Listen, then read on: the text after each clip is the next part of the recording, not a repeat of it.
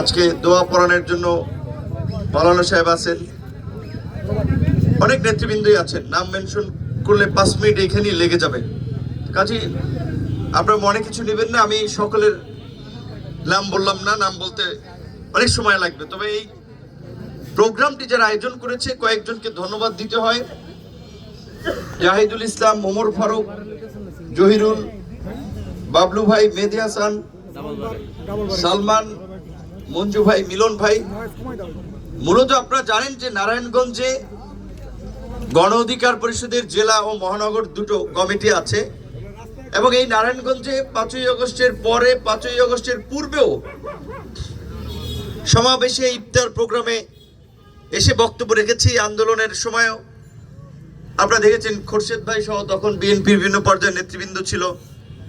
আমরা যখন শহরে প্রোগ্রাম করেছি, ডিআইটি রোডে এই 5ই আগস্টের বিশাল সমাবেশ করেছিলাম। বিসিকে আমাদের যুব সংগঠনের উদ্যোগেও এর চেয়ে কয়েক গুণ উপস্থিতি নিয়ে প্রোগ্রাম হয়েছে। আজকে আমার সাংগঠনিক নেতাদেরকে আমি জানাই নেই যে আমি এখানে আসব, তো ওনারা এই বিকালবেলা থেকে আমারে বলতেছে যে ভাই আপনি আসবেন, আমারে জানান নাই কেন। তো তারা সবাই ক্ষুব্ধ যে নারায়ণগঞ্জে আমি আসছি, তাদেরকে জানাইলাম না কেন।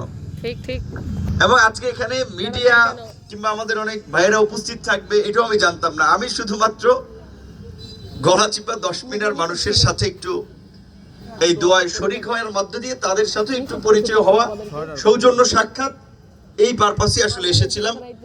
তো যাই হোক, এটা পরিপূর্ণ হয়েছে। দোয়া মাহফিলের পাশাপাশি সমস্ত পর্যায়ের আমাদের দল, অঙ্গ সংগঠন নেতৃবৃন্দ, বিএনপির ভাইয়েরা, তো আমার খুব ভালো লাগছে যে আন্দোলনের